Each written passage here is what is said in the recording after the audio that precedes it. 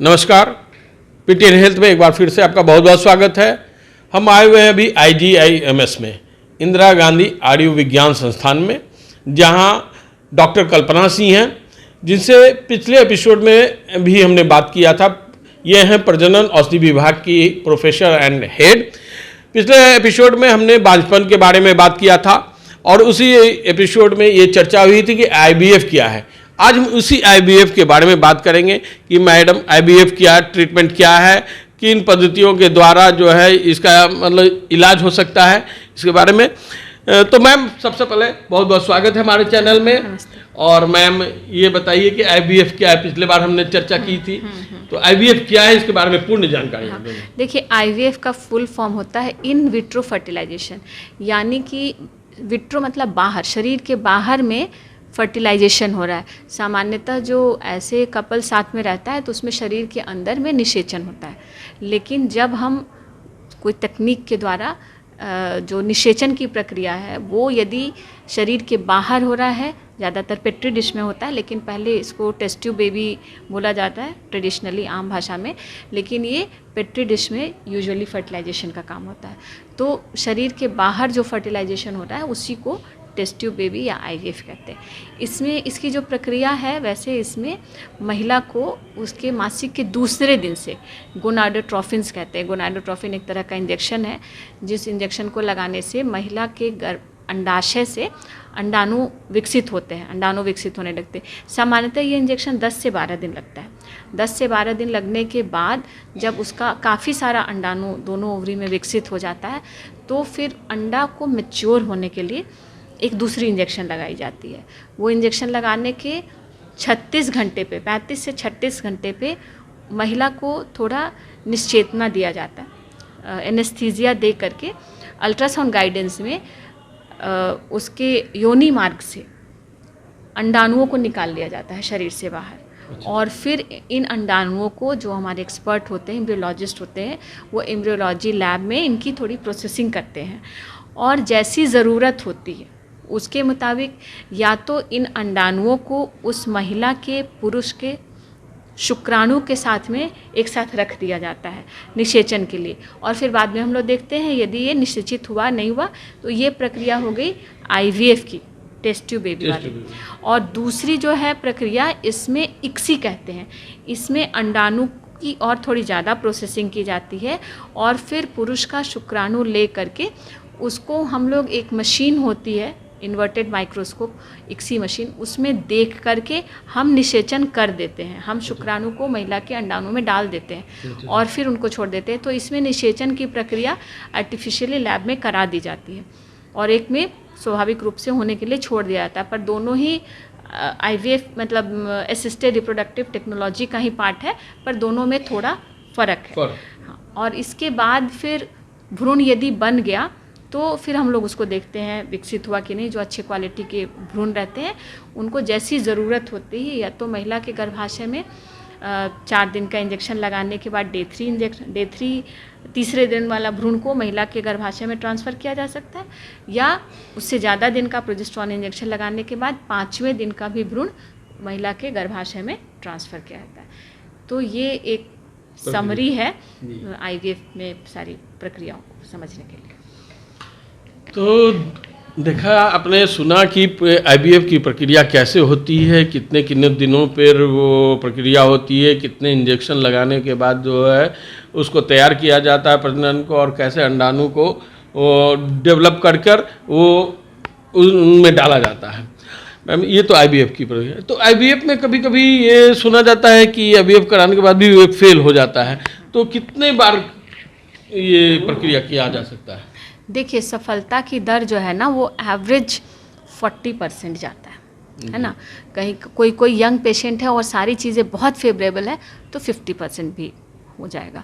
तो ऐसा नहीं है कि एक बार IVF आपने कराया और एक एम्ब्रियो ट्रांसफ़र लिया गया तो उससे प्रेगनेंसी हो ही जाएगी, गारंटीड नहीं होता है। क्योंकि जो हेल्दीएस्ट कपल है वो भी यदि प्राकृतिक रूप से साथ में रहता है तो सिर्फ 20% to 25% कपल में प्रेगनेंसी होती है और 75% कपल प्रेग्नेंट नहीं होते हैं जिनमें कोई समस्या नहीं है। तो ये तो सारी प्रक्रियाएं बहुत सारी, फिर भी हम लोगों ने बहुत हद तक आर्टिफिशियली बहुत सारी चीज़ों को कर दिया। फिर भी गर्भाधान तो महिला के शरीर में होना है और उसकी झिल्ली में होना है। बहुत बार झिल्ली में प्रॉब्लम है या कोई जेनेटिक लेवल का प्रॉब्लम है, कुछ रिसेप्टिविटी का इशू है, या बच्चेदानी की झिल्ली का ज़्यादा डैमेज हो गया हो टीबी के कारण, या ऑटो इम्यून डिजीज़ है। बहुत सारे ऐसे कारणों में एक बार में या 2 बार में प्रेगनेंसी नहीं मिलती है। तो आप एक साइकिल में जैसे हम लोग कराते हैं तो उसमें बहुत सारा भ्रूण विकसित हो गया तो एक बार में 2 ही भ्रूण डाला जा सकता है। बाकी भ्रूण को हम लोग क्रायो प्रिजर्व कर देते हैं, माइनस तापमान में उनको फ्रीज कर देते हैं। तो ऐसे भ्रूण यदि महिला के 5, 6, 4 जितने भी प्रिजर्व्ड हैं उन सबको वो बाद में ट्रांसफ़र ले सकती है। तो इसमें उसका कोई ख़ास खर्च नहीं आता है और उसी खर्च से वो 3 या 4 अटेम्प्ट उसका प्रेगनेंसी का हो जाता है। मान लो ये सारे अटेम्प्ट ले लिए फिर भी उसको प्रेगनेंसी नहीं हुई, तो ऐसी अवस्था में एक बार तो डॉक्टर को फिर से सारा तहकीकात करना चाहिए कि कहाँ पर प्रॉब्लम है, किस लेवल का प्रॉब्लम है। आज की डेट में भ्रूण का भी जेनेटिक स्टडी किया जा सकता है, निक्स कहते हैं, है ना, निक्स से या भ्रूण के सेल की बायोप्सी ली जा सकती है। बहुत बार भ्रूण में बनावटी विकार है या महिला का उम्र ज़्यादा हो गया हो तो उससे जो है वो एम्ब्रियो की उसका oocyte का एजिंग हो चुका है, oocyte बूढ़ा है एक तरह, तो उससे बहुत हेल्दी एम्ब्रियो बच्चा विकसित नहीं होता है। और जब वो हेल्दी नहीं है तो वो इम्प्लांट भी नहीं होगा तो महिला गर्भवती भी नहीं होगी।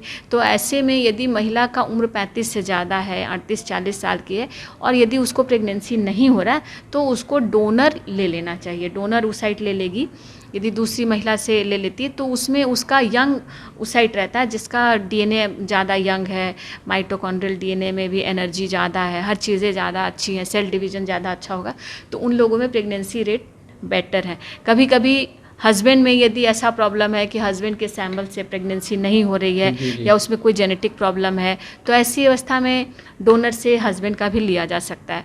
तो और बहुत बार इम्यूनोलॉजिकल कॉज यदि रहता है तो उसमें भी यदि बार बार प्रेगनेंसी नहीं हो रही है तो उसके भी बहुत सारे खास इलाज उपलब्ध हैं आज की डेट में।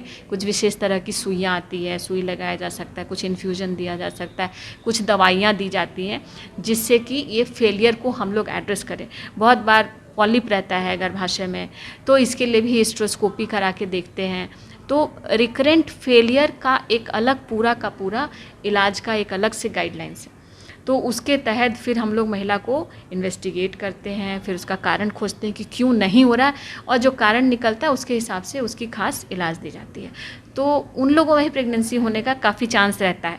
शुरू में ही निराश नहीं होना, पर पहले ही आप इलाज लीजिए, इलाज में सफलता नहीं मिलता है तो निराश नहीं होना, फिर उसके बाद उसके आगे के इलाज में जाना होगा जो थोड़ा कॉस्टली हो जाता है। तो सामान्यतः पहले सारे कपल को रिकरेंट इम्प्लांटेशन फेलियर के कैटेगरी में डाल के जांच नहीं कराया जा सकता। हाँ, लेकिन जो फेल करते हैं उन लोगों में हम उस जोन में जाते हैं, फिर वहाँ का तहकीकात करते हैं, उसके हिसाब से फिर इलाज देते हैं, फिर उसमें कुछ प्रेग्नेंट हो जाती है। तो उस तरह से स्टेप वाइज हमें आगे बढ़ना है।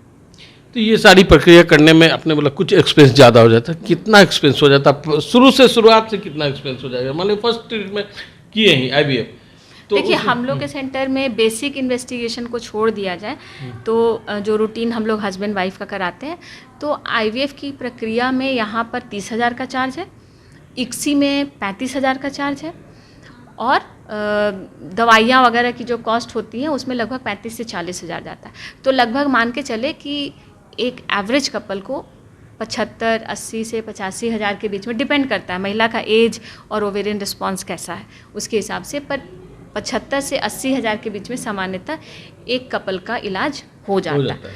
कुछ लोगों में, जिन लोगों में पुअर ओवेरियन रिजर्व है यानी अंडाणु की कमी है ज़्यादा, उन लोगों में थोड़ा ज़्यादा इंजेक्शंस लगाने पड़ते हैं, तो इन लोगों में ये कॉस्ट लगभग टोटल 1 लाख तक जा सकता है। अब जिन लोगों में हिस्ट्रोस्कोपी करानी पड़ती है तो हिस्ट्रोस्कोपी का में भी लगभग 10-12 हज़ार का खर्च आ जाता है, तो हिस्ट्रोस्कोपी का हो गया।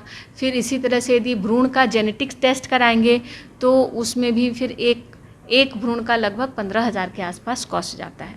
तो उसके हिसाब से कितना भ्रूण बना है और कितने की हमें टेस्टिंग करानी है क्या, तो उस तरह से थोड़ा थोड़ा कॉस्ट तो भागेगा।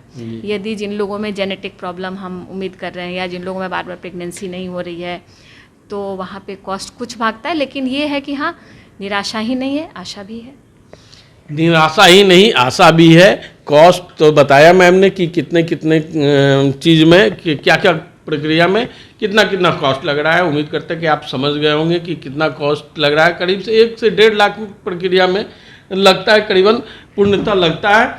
अच्छा, ये एक चीज़ और मैम कि ये जो है ये प्रक्रिया जब प्रेगनेंसी ठहर जाती है तो फिर क्या करना पड़ता है हम लोगों को? प्रेगनेंसी ठहर जाती है तब वैसा कुछ बहुत ज़्यादा नहीं है। फिर हमें ये देखना रहता है कि कितना बच्चा रुका है। बहुत बार एक भ्रूण से भी ट्विनिंग हो जाती है और कभी कभी हम लोग दो भ्रूण डालते हैं और दोनों रुक गया, तो कभी कभी आईवीएफ प्रेगनेंसी में जुड़वा बच्चे होने का चांस रहता है। तो एक तो ये हमें देखना रहता है। तो एक अल्ट्रासाउंड यूजुअली ट्रांसफ़र के 4 हफ्ते के बाद हम लोग लगभग कराते हैं। तो उसमें ये पता कर लेते हैं कि कितने बच्चे उसमें हैं, यदि प्रेगनेंसी टेस्ट पॉजिटिव आया था, और उनका लोकेशन क्या है। कभी कभी रेयरली एक्टोपिक प्रेगनेंसी होने का भी खतरा रहता है। तो एक इन दोनों चीज़ों की पहले हमें कर लेनी रहती है। कभी कभी जो कॉम्प्लिकेशन है उसमें गर्भपात भी होने का खतरा रहता है। तो कुछ प्रेगनेंसीज में तो उसके लिए भी हमें वॉचफुल रहना पड़ता है। दवाइयाँ टाइम टू टाइम हम लोग रिवाइज़ करते रहते हैं, देखते रहते हैं। और एक बार हार्ट बीट आ गया, सारी चीज़ों को हम लोगों ने देख लिया, तब फिर 12 वीक्स हो गई। 12 वीक्स के बाद जो है ये आम प्रेगनेंसी जैसी ही हो जाती है। तो 12 वीक्स तक यानी कि शुरू के 3 महीने तक उन्हें आईवीएफ स्पेशलिस्ट की ही देखभाल में रहना पड़ता है। जो दवाइयाँ चल रही हैं वो उसको देखती रहती हैं और मरीज़ की ज़रूरत के हिसाब से उसका देखा जाता है कि हाँ ट्रीटमेंट करना है ना। और 12 वीक्स के बाद से ये महिलाएं, जैसे दूसरी महिला है जो स्वाभाविक रूप से कंसीव की है, उसमें इसमें ऐसा कोई फ़र्क नहीं रह जाता है। पर कुछ महिलाओं जिन लोगों का एज ज़्यादा है, जिन लोगों में कुछ और प्रॉब्लम था, या जिन लोगों में फ्रोज़न एम्ब्रियो ट्रांसफ़र किया गया है, उन लोगों में प्रेगनेंसी के दौरान उच्च ब्लड प्रेशर के बढ़ने का चांस रहता है। और कभी कभी बच्चा भी बड़े साइज़ का, थोड़ा ज़्यादा उसका वेट हो, ऐसा भी होने का चांस रहता है। तो इसलिए हर हालत में, और जो आईवीएफ से कंसीव करती हैं वो लोग सामान्यतः हमेशा ही चिकित्सीय देखभाल में ही रहती हैं। तो देखभाल में रहना चाहिए और जैसा डॉक्टर सलाह दे उसके हिसाब से आगे का इलाज लेना चाहिए। तो जो आईवीएफ से ट्रीटमेंट कराती है हमेशा डॉक्टर के अनुसार सब काम करना चाहिए, डॉक्टर की सलाह माननी चाहिए, डॉक्टर के देख रेख में रहना चाहिए। मैम, आपने टोटल आईवीएफ के बारे में बता दिया है। उम्मीद करते हैं कि आईवीएफ ट्रीटमेंट क्या है आपको पूरी जानकारी मिल गई होगी। इसी तरह से और भी जानकारियां हम मैम से पूछते रहेंगे और आपको सलाह देते रहेंगे, दिलाते रहेंगे। ये कार्यक्रम अच्छा लग रहा है तो आप हमारे कार्यक्रम को सब्सक्राइब, लाइक और शेयर करना ना भूलेंगे। और ये इतनी अच्छी अच्छी सलाह देने के लिए मैम आपको बहुत बहुत धन्यवाद है हमारे चैनल में।